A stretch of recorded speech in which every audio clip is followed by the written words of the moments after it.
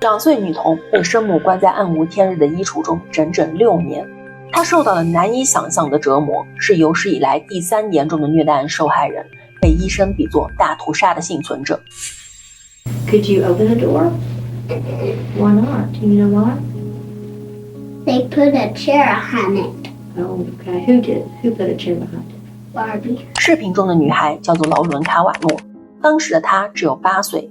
她提到的芭比是她的母亲芭芭拉·阿特金森。多年来，芭芭拉和她的丈夫肯尼斯几乎每天24小时都在折磨劳伦。他们将劳伦锁在暗无天日的衣柜中，用难以想象的手段折磨这个孩子。劳伦于1993年4月12日出生在美国的乔治亚州。他的母亲芭芭拉并不期待这个孩子的到来，她甚至不知道孩子的父亲是谁。在劳伦出生之前，芭芭拉就替肚子里的孩子找好了养母。孩子刚离开她的子宫，她就签署了收养文件。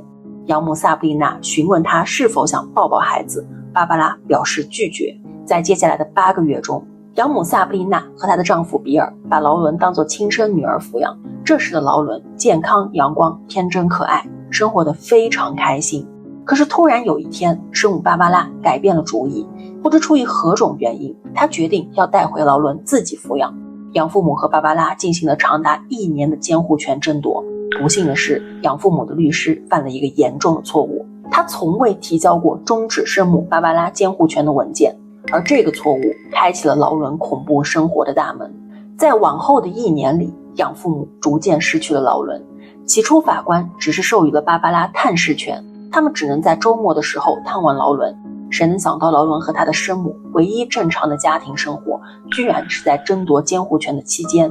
1995年，巡回法官林恩不顾养父母提出劳伦可能受到虐待的反对，授予了芭芭拉永久监护权。其实在这1年中，养父母多次发现劳伦身上有擦伤、淤青和红火蚁咬伤。最令养母萨布丽娜担忧的是一天下午，当她试图给劳伦换尿布时，劳伦开始又踢又叫，他的屁股从前到后都是血红色。萨布丽娜不认为那是湿疹，她怀疑肯尼斯对劳伦进行了性虐待，但是芭芭拉不让萨布丽娜碰那个尿布。养父母只能带劳伦到儿童医疗中心接受性虐待评估，但医生拒绝为劳伦进行性侵犯检查。无奈的养父母只能拍下45张照片作为证据并提交法院，但这引起了法官林恩的愤怒回应。他说，你用这些照片对这个婴儿造成的伤害比那位母亲所做的还要多。最终养父母失去了孩子的监护权。那时的劳伦只有20个月大，从此他的生活将暗无天日。年幼的劳伦出现了乳糖不耐症，但芭芭拉继续给他喂牛奶。劳伦开始呕吐和腹泻，慢慢的他开始营养不良，劳伦哭得越多，吐的就越多，这让芭芭拉觉得劳伦是个麻烦。他开始偶尔将女儿锁在浴室中，拒绝给劳伦喂食，不让他喝水，也不给他穿衣服。饥饿的劳伦只能无助地哭泣，女儿的哭声不但没有引来母亲的关心，他反而觉得更加的烦躁。在接下来的6年里，监禁和饥饿逐渐升级。他把劳伦扔进壁橱里，当劳伦慢慢长大到可以推开门时，芭芭拉关上了柜门，并在上面加了一把锁。他们还在壁橱外放了一台收音机，每天24小时大声播放乡村音乐，来盖过劳伦的呼救声。可怜的劳伦就是通过这些音乐学会了说话。那时的劳伦只有3岁，在接下来的5年里，这个4乘9英尺的壁橱变成了劳伦的牢房。他在里面睡觉、呼吸，被迫在那里排泄。他的身体因为站在肮脏的毯子上，长满了湿疹和溃疡。劳伦靠着偶尔的冷汤和饼干存活着，有时他的哥哥姐姐会偷偷塞给他一些吃的。是的，芭芭拉还有5个孩子，他们分别来自4个不同的父亲。虽然他们也会受到嘲笑和羞辱，但劳伦是唯一一个经常挨饿并被锁起来的孩子。有时他们也会给劳伦美味的食物，但目的是为了折磨这个可怜的孩子。他们只准劳伦把食物放进嘴里咀嚼，之后便要求他把食物吐出来。偶尔劳伦也会被放出壁橱，但他会经历更加可怕的事情。芭芭拉和肯尼斯会对劳伦进行性虐待，有时他们还会把劳伦出租给恋童癖。偶尔给劳伦洗澡时，芭芭拉会把他的头按在水龙头下，然后站在旁边大笑。劳伦就这样在壁橱中度过了漫长的6年。时间来到2001年，他的继父肯尼斯决定向某人讲述劳伦的事情，不知是良心发现，还是为了报复芭芭拉对他的不忠。6月11日，他告诉邻居珍妮，自己想向他展示一些东西。他把珍妮带到卧室的衣柜前，然后打开了柜门。珍妮被这一幕惊呆了，她以为眼前的劳伦是个怪物。他赤裸着身体，看上去非常虚弱，没有一点血色。珍妮和她的丈夫报了警，警察很快就敲开了肯尼斯家的房门。他们冲进房子里寻找一个8岁的孩子，可眼前只有一个看起来像3岁的孩子坐在那里。劳伦被解救时，身上布满了刺伤和香烟的烧伤。当警察问他多大时，他回答说2岁，因为我已经参加了2次生日派对。在医院，医生发现他的体重仅为25.6磅，他的食道被塑料、地毯纤维和粪便堵塞，他的生殖器因多年的虐待而被严重残害，下体仅有一个开口，需要进行多次重建手术来修复损伤。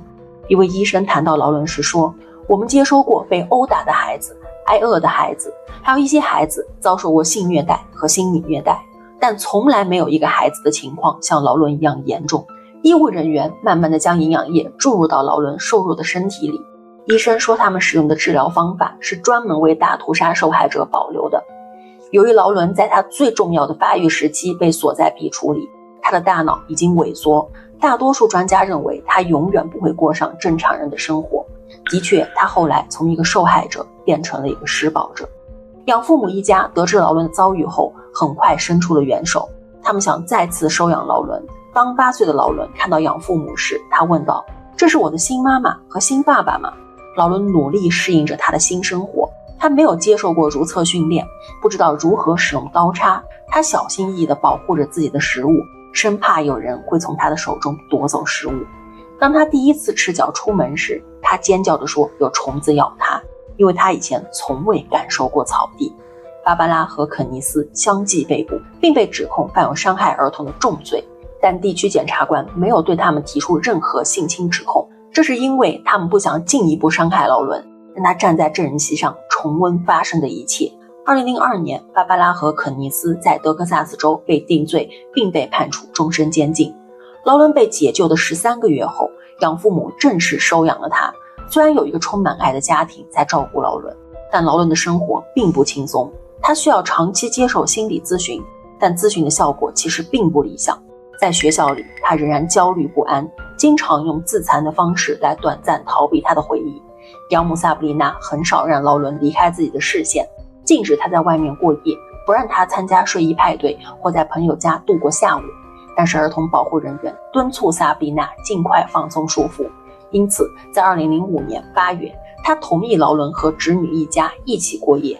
第二天早上，侄女24岁的丈夫杰西巴斯邀请劳伦到家里的谷仓，并在那里对他进行了性侵犯。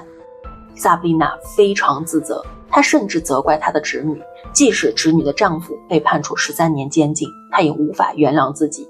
当时的劳伦12岁，再次受到伤害的他引发了一系列的抑郁症，导致他多次试图结束自己的生命。后来他被安置在一所特殊学校，这也迎来了他人生的转折。这是专门为陷入困境的孩子提供的非系统学习环境，在那里他遇到了和自己有着类似遭遇的幸存者，他学会了与人相处。高中毕业后，他进入了当地的一所社区大学，在那里他学习心理学，希望成为一名儿童辅导员。随着年龄的增长，劳伦在一些节目中公开谈论这段痛苦的经历，激励着其他受害者前进。故事到这里也许是一个美好的结局，但在2008年，劳伦25岁的时候，他因对一名未成年人进行3项性侵犯而被逮捕。他在讲述自己故事的 Facebook 页面上认识了一名14岁的女孩，这是一个帮助和激励其他受害者的广告。最终，劳伦从受害者变成了施暴者，他的创伤可能一生都无法被治愈。看到这里，或许你有一个疑问，为什么芭芭拉努力把劳伦抢回来后要这样对待自己的女儿？在一次采访中，芭芭拉提到劳伦时说，眼不见心不烦，我把他关起来就不会去想他。